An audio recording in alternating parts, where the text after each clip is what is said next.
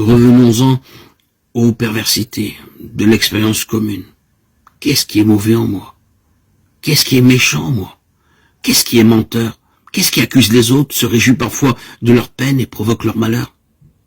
Consciemment ou inconsciemment, car les sources de la perversité ne sont pas toujours connues de nous. Certains diront même qu'elles ne sont pas toujours humaines.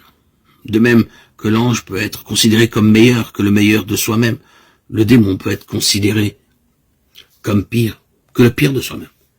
Qui ne connaît son ange et son démon ne se connaît pas encore. Quel homme peut prétendre n'avoir jamais fait l'expérience d'actes de grandeur et de bonté qui l'étonnent et lui font se demander « Était-ce moi ?» Qui n'a fait l'expérience de pensée, parfois d'actes criminels qui l'étonnent et lui font se demander « Était-ce moi ?» Dans le livre de Job, le Satan, qui deviendra dans l'évangile Oponeru, est considéré comme fils de Dieu. Ce n'est donc pas un Dieu face à Dieu. La tradition biblique, à la différence du masdéisme babylonien qu'elle traverse, n'est pas dualiste, opposant un Dieu du bien à un Dieu du mal. Et la tradition évangélique n'est ni essénienne, opposant les fils de la lumière aux fils des ténèbres, ni manichéenne, opposant le vrai Dieu, incréé au mauvais démiurge créateur. Pourtant, comme nous l'avons rappelé, le mal, les ténèbres, la perversité existent. Mais, et c'est ce que va préciser le livre de Job et l'évangile, il n'existe pas absolument. Seul l'absolu est absolu, seul Yahweh est l'être qui est absolument, et tous les autres êtres ne sont que relativement.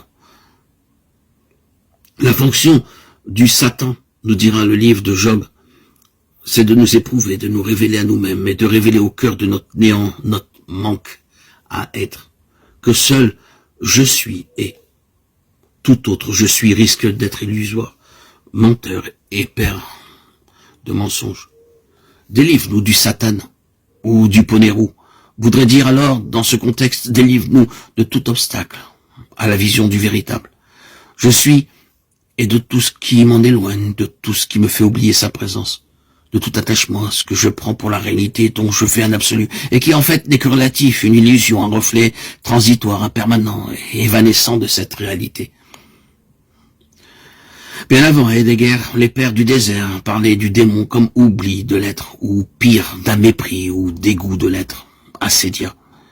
Le remède qui peut nous délivrer de cet oubli, c'est la remémoration du nom, l'invocation de celui qui est « Je suis », Yeshua, ou l'invocation de celui qui est son père, Abba, dans la conscience du souffle, le pneuma.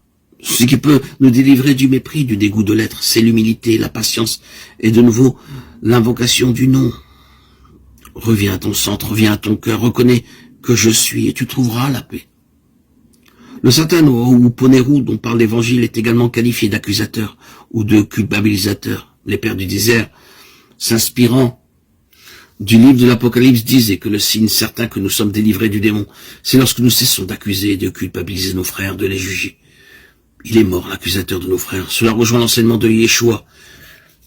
Ne jugez pas pour n'être pas jugé, car du jugement dont vous jugez, vous serez vous-même jugé. Qu'as-tu à regarder la paille qui est dans l'œil de ton frère? Ne vois-tu pas la poutre qui est dans le tien?